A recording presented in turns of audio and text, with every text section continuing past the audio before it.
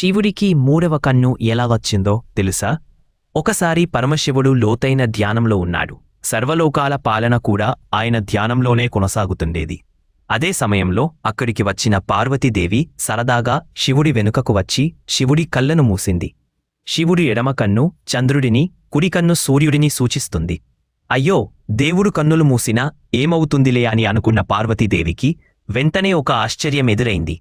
శివుడి రెండు కన్నులు మూసిన ఆ క్షణంలో ముల్లోకాలు అంతా చీకటిలో మునిగిపోయాయి. సూర్యుడు చంద్రుడి ప్రభ వెలగకపోవడంతో విశ్వం మొత్తం చీకటితో నిండిపోయింది. దేవతలు, ఋషులు, మనుషులు అందరూ భయంతో వణికిపోయారు.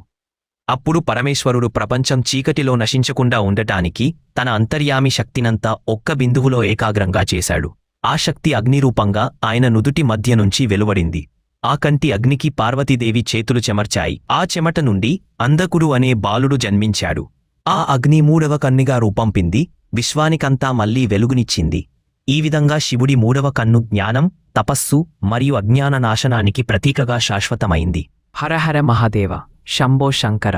ఇలాంటి మరెన్నో వీడియోస్ కోసం నా ఛానల్ని సబ్స్క్రైబ్ చేసుకోండి. Thank you so much for watching.